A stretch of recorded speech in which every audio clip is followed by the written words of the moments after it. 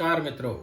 Good evening friends. I am Rajesh Asudani Raqeeb. This is Dr Vinod Asudani once again. And we welcome you to this episode of Through Literary Lens. Vinodji, what is today for our discussion and enjoyment? Yeah, today we are going to discuss on one of the significant plays by Girish Karnad.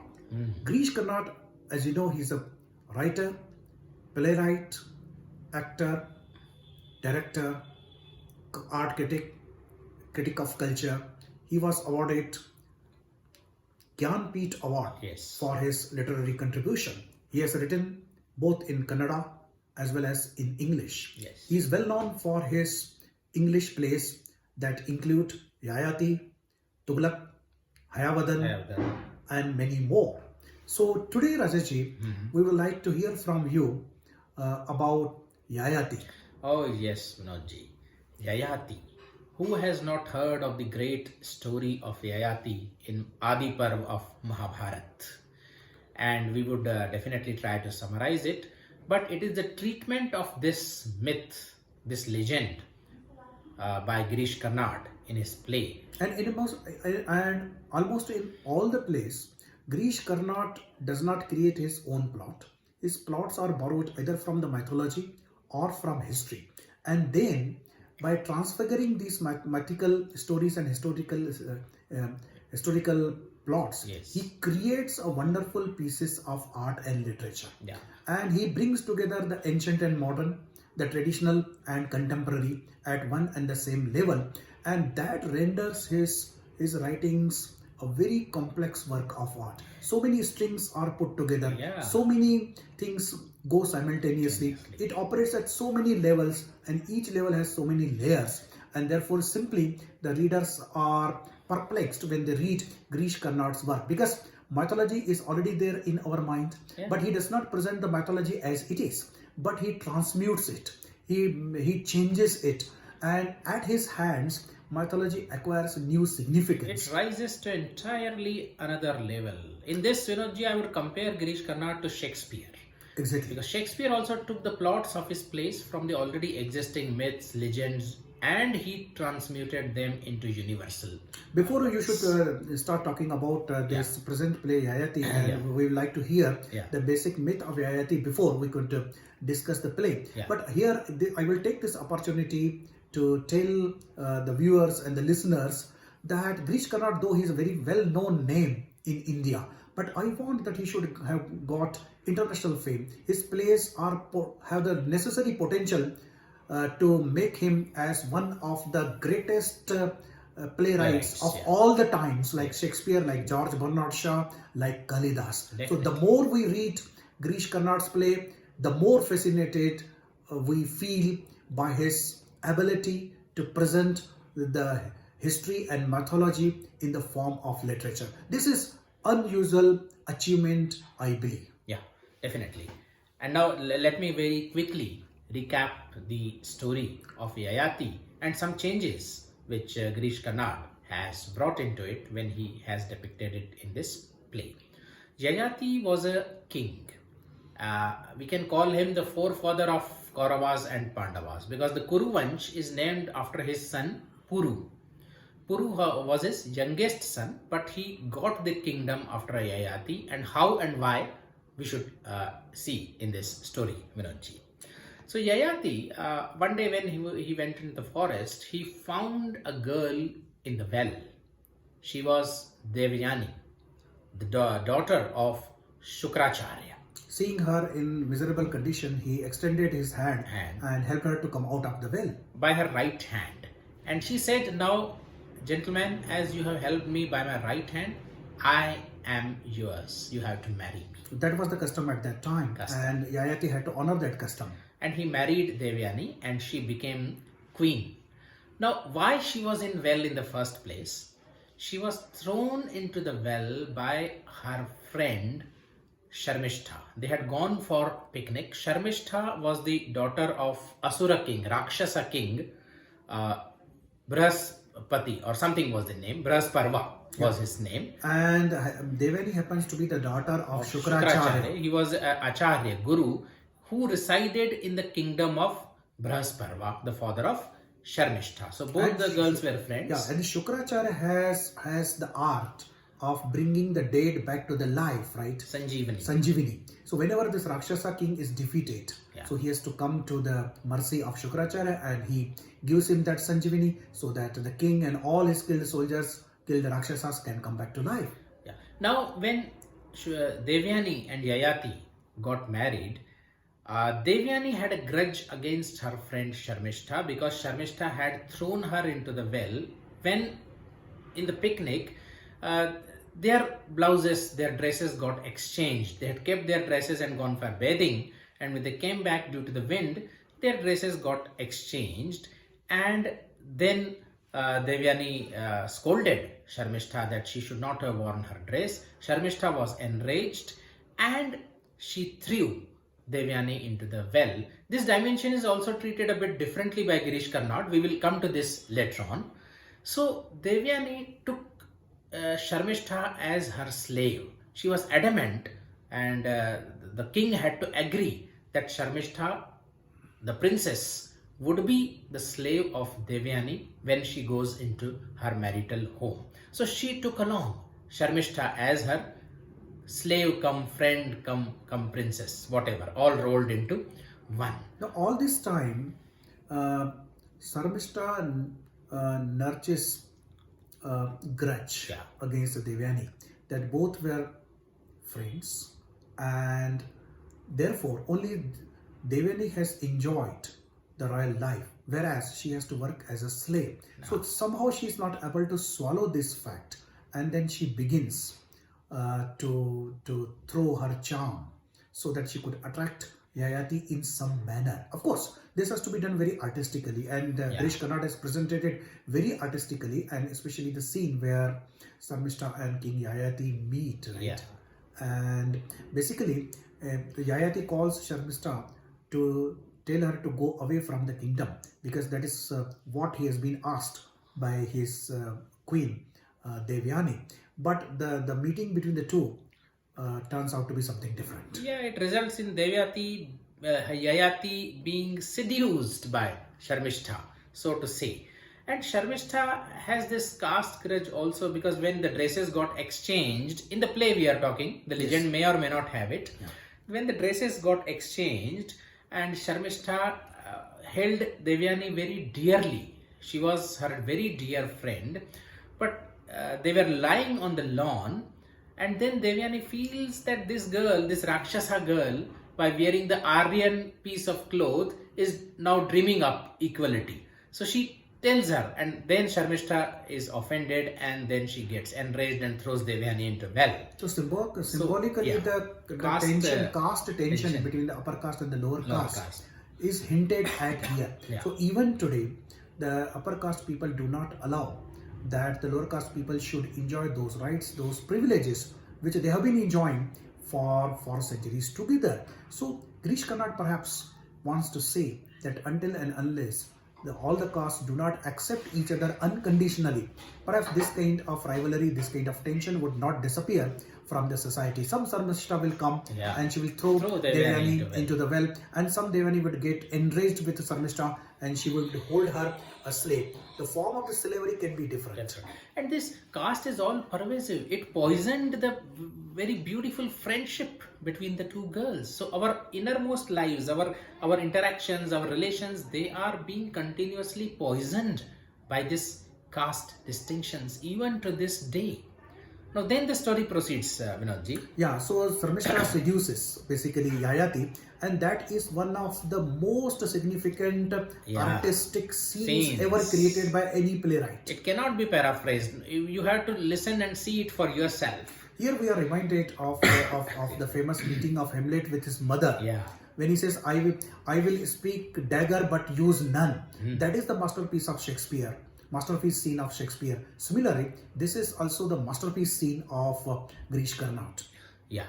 And then Yayati falls head over heels in love with Sharmishta, and he now does not want her to go anywhere, and he promises that she would be his queen also. He declares it that she would be queen from now onwards, and naturally this is going to upset the equation. And Devyani is very much annoyed with the king, and she complains it to her father Shukracharya, and he is so enraged that he pronounces a curse upon Yayati that all of a sudden he will become old, decrepit as well, and so that he could not enjoy the voluptuous pleasure in the company of Sharmishta, for which he has created the trouble for his daughter. Now Yayati is taken aback. He, in the wildest of his dreams, never imagined that such a curse is going to befall him. Here Yayati comes before us as the symbol of lust, symbol of power, symbol of enjoyment, because he wants to enjoy life at every step, right? And all of a sudden he is shocked out of his senses when he hears of this terrible curse. Now Sharmishta implores him to uncomplicate all this by simply giving her up, by simply letting her go. Because she is basically not a wedded wife, and Yayati could have ordered her simply to go away. All the troubles would have come to an end. That would have pleased Devyani, the queen, that would have pleased her father, and things would have been back to normal. Again, this is a mystery. Yeah. Why he is not able to send her away. That is perhaps the mystery of love. That's Nobody has been able to solve that mystery, neither in life nor in art. Perhaps, Vinodji, here I should say that the kind of love which Yayati got from Devyani and Yayati got from Sharmishta, there is a gulf of difference between these two. And if we look at these his relationship with these two women, the first relationship between Yayati and Devyani, which is based upon equality, because Devyani is his chief queen and he is a king. She is a daughter of a powerful guru, right? Therefore, the power dynamics in this relationship, right, they are of equality. Maybe he doesn't love Devyani, but he wants to have the Sanjeevani.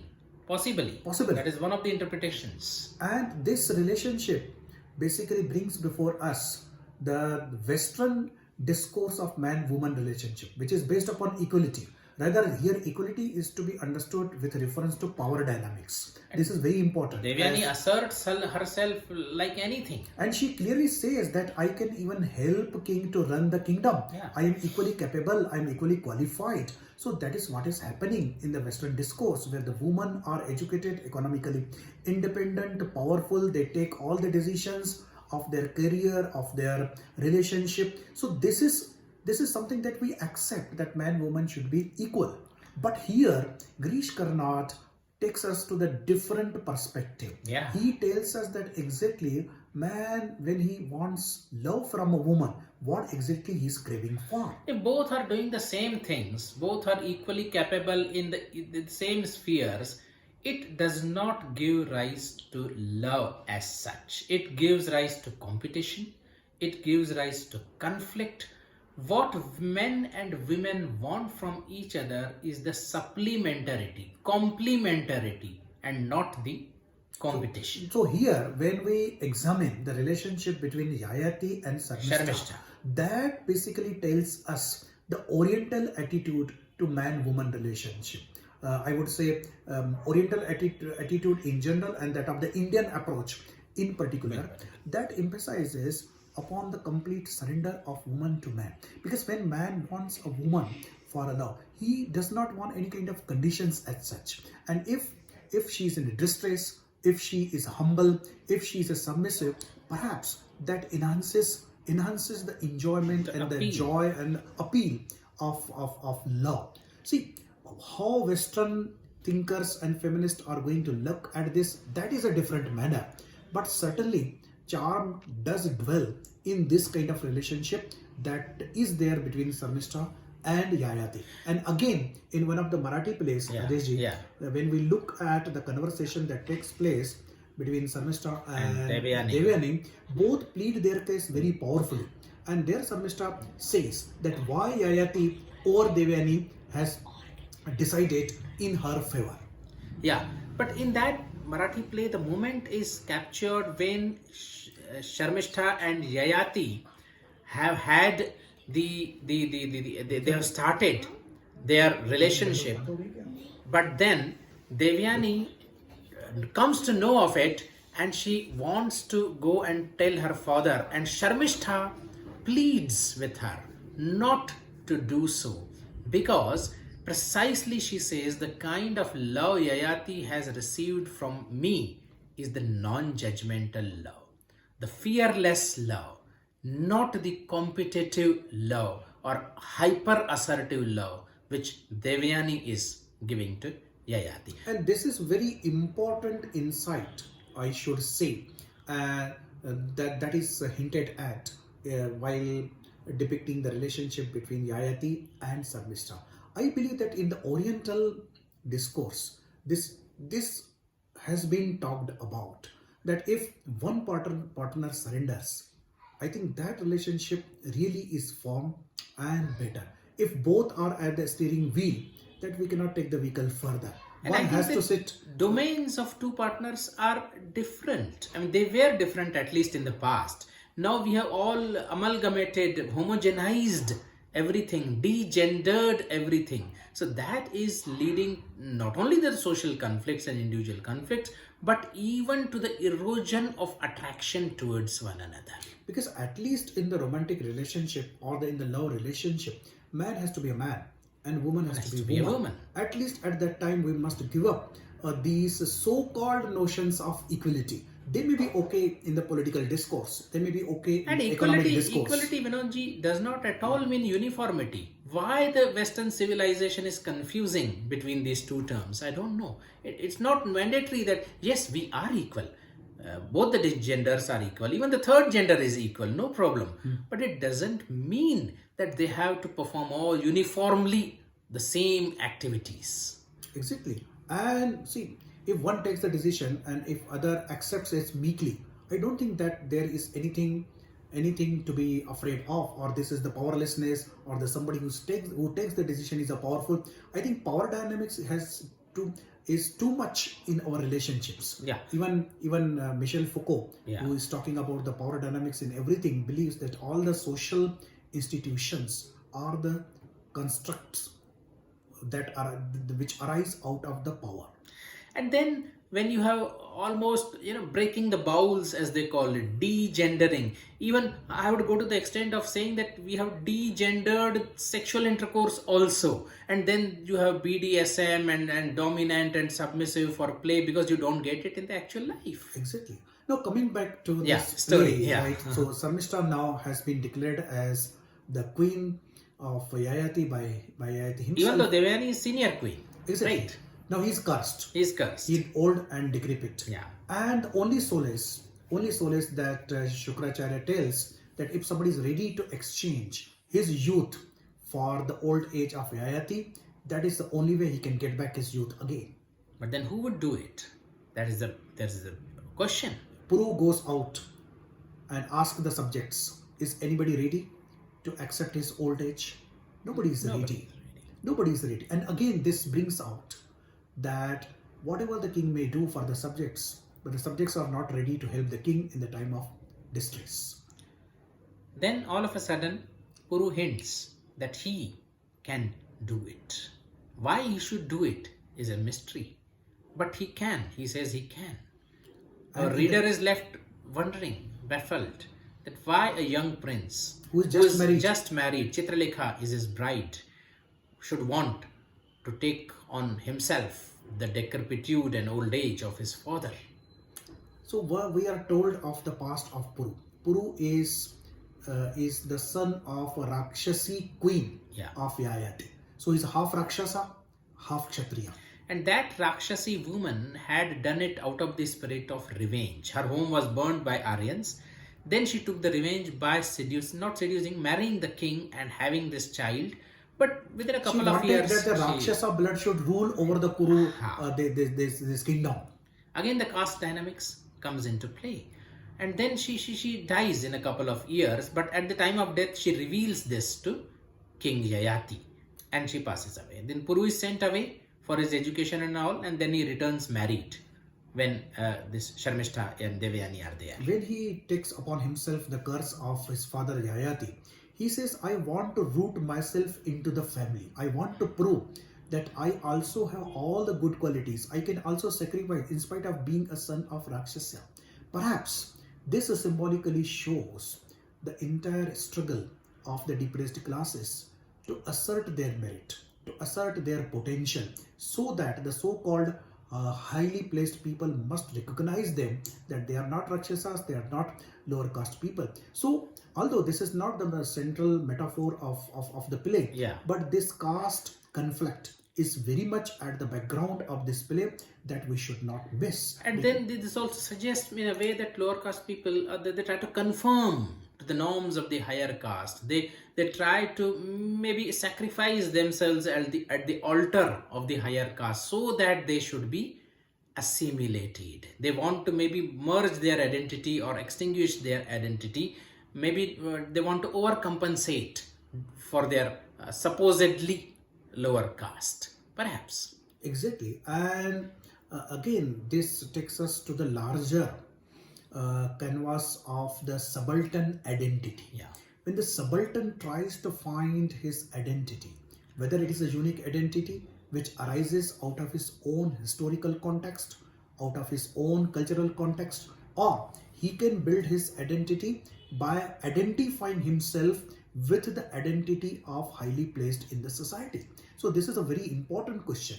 Even Gayatri Spivak, Chakravarti, in her very famous essay, Can the Subaltern Speak?, says that the moment subalterns are capable of speaking, they are no longer subaltern. And by definition, they are subaltern because their voices are muted.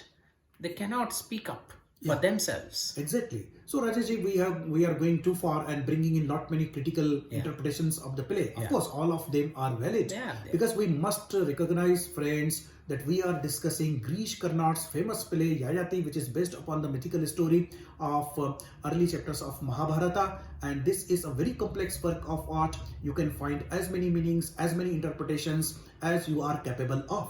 So coming back to that, now Puru is ready to take upon himself curse. Now here Girish Karnad tinkers with the myth a little. In the myth you would find that Yayati gladly agrees, Puru takes it over. For full 1000 years, Yayati enjoys the youth. And then he realizes that futility of it all.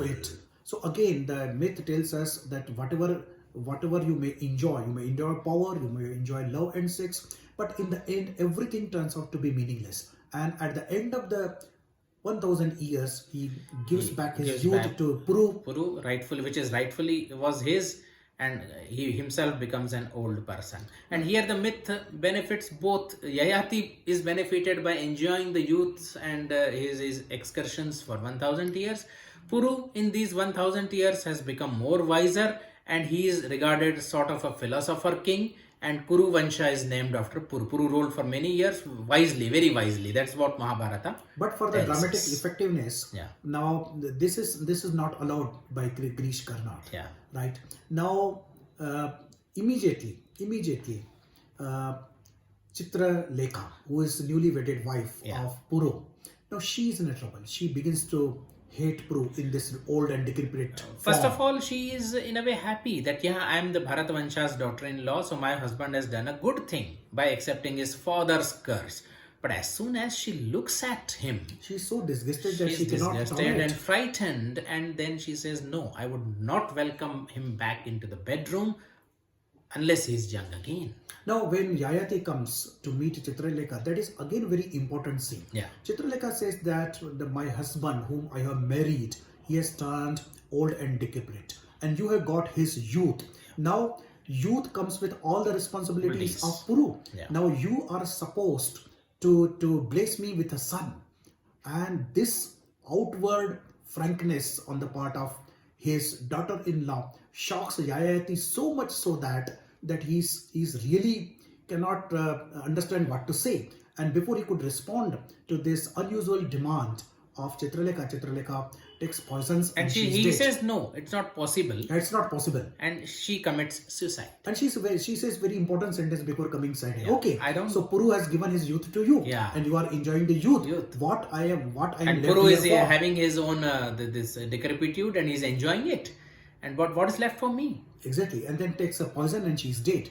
The sight of her corpse shocks Yayati so much so that he realizes his blunder. And he gives back his youth to Puru, and now he's ready to set out for forest, and Sarmishta goes along with him, and the last sentence is very philosophical. That is very philosophical. He says, come Sarmishta with me, we have to go a long way. And perhaps he may perform a penance, perhaps he will perform a meditation, perhaps he will prepare for the next life, perhaps he would think upon his life what was right and what was wrong. All these questions are not answered in the mythology, and neither they should be answered in the play. And Girish Karnad has not tried to present any message, any meaning, because meaning is artificial to the work of art. That's what the narrator says at the end. Does it all have any meaning, or is it all absurd? What's the meaning of it all? Just the question is posed, and we are left thinking for ourselves, what is the meaning of it all? But Girish Karnad has really succeeded in presenting this myth of Yayati in the form of drama, and it is one of the greatest dramatic achievements on the behalf of any playwright.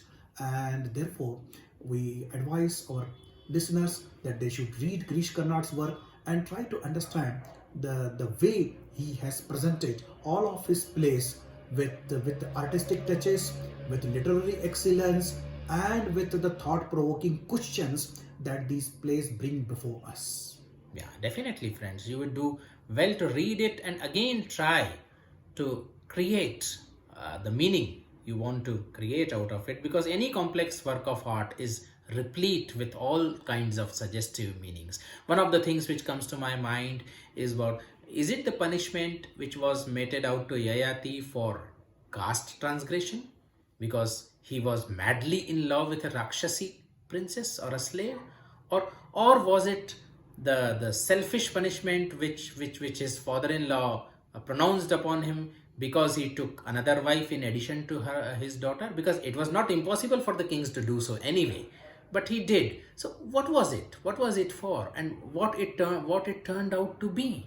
Was Puru wiser for having done so? Was Chitralekha right in committing suicide, or it was necessary to bring back the sense into the heads of Yayati?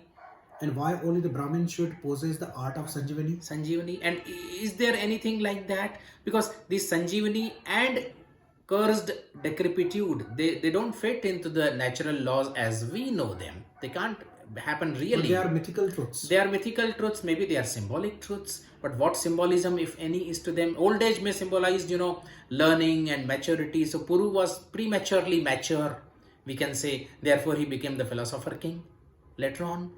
So, and the jealousy between Devayani and Sarmishta. Sarmishta is just rightfully jealous of the power and the prestige and the queenhood that Devayani enjoys. Yeah, and the kind of fearless love which Sharmishta gives to Yayati, or the kind of love which is there between Yayati and Sharmishta, non-judgmental, fearless love, and the kind of love between Devayani and Yayati. We are all, we can't stop really thinking and appreciating the complex work Yayati So we want to go back to the play again and again, read it again and again, and gather all these hints and enjoy.